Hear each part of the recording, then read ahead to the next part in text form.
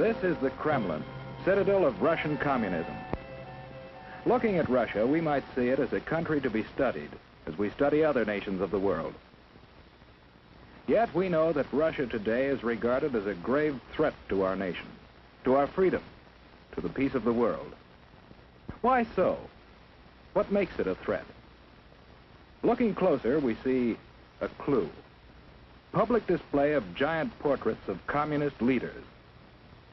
These leaders, by their actions, have caused the world to stand guard. Here, in Russia, you see the reason why so many nations are building up their defenses. Hold up a second. How did this happen? Communism shouldn't have this bad of a rap. Isn't communism just a bunch of people banding together to resist and deny the influence of abusive capitalist aristocracies and work together towards a common goal? Well, yes, actually. That's exactly what it is. At least what it was originally intended to be. You see, communism starts with two German dudes in 1848, both of which are working on their new literary piece, the Communist Manifesto. Now, simply put, this was an instruction manual of great proportion, a call for the workers of the world to rise up and overthrow their old world oppressors. But to understand communism's root ideals, we need to go back a little further. Das Kapital, Karl Marx's magnum opus, is his critique of political economy. Essentially, Marx examines the social barriers and the class separation that modern, not contemporary, capitalist societies created. And to be fair, most of his arguments were spot on. Workers were almost completely without rights, and in the sense of the Pareto principle, made up 80% of the population but only earned 20% of the wealth. Marx saw this as ludicrous, as all necessary roles and goods for society to function were provided by the workers, yet they received so little from their labor in return. With this fresh in his mind, the Communist Manifesto seems a little less spontaneous and a lot more purposeful.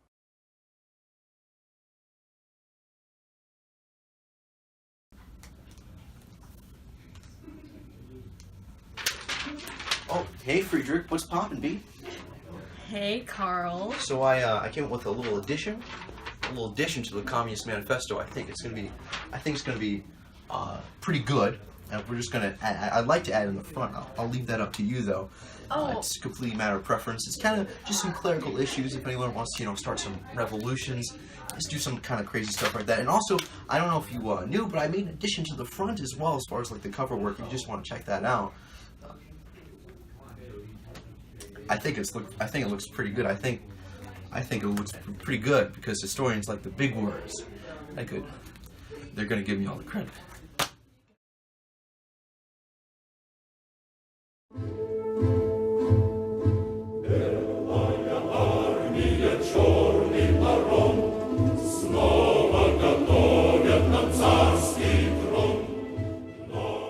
If you were Tsar Nicholas II and said anything other than Lenin, you're dead wrong, literally, because Tsar Nicholas was killed during the revolution. But enough about him. In 1918, the communist revolutionaries revolted for the first time in human history.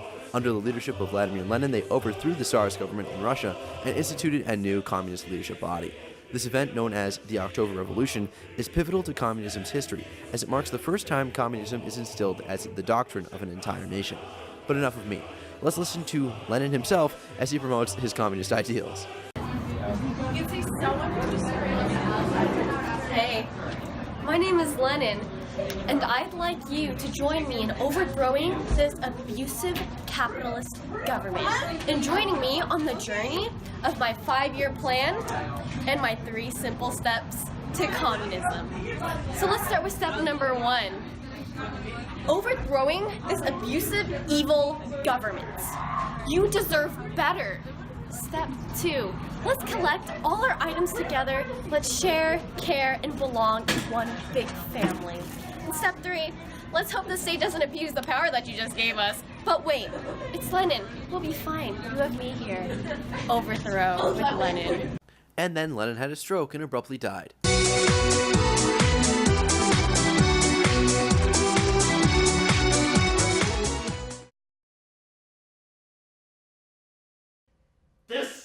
This is not okay. This needs to stop now.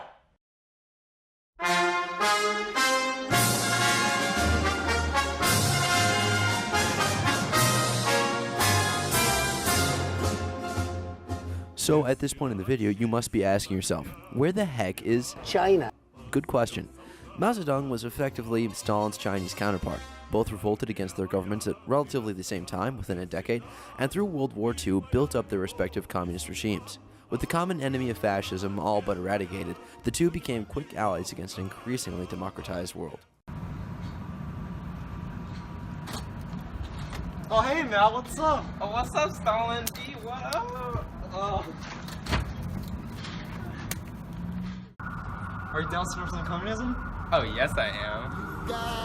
Wow, that one looks like collectivized industry. Yeah, it's the start of communism. Wow, isn't this such a nice day? I know. I love you, Stalin. I love you too. Hey, it's Gerald. Okay.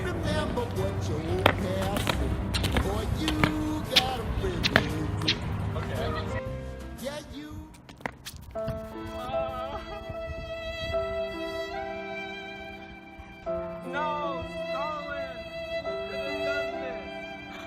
I know who. It was that capitalist rock. It was you. After Stalin's death, Mao got incredibly salty.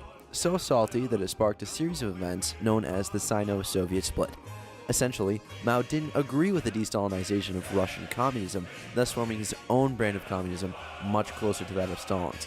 It was this unfortunate split that, from 1960 on, separated what could have been an alliance powerful enough to sustain communism further. But alas, as history's tale tells, the Soviet Union, along with all of its puppet nations, dissolved back into the capitalist societies that they emerged from.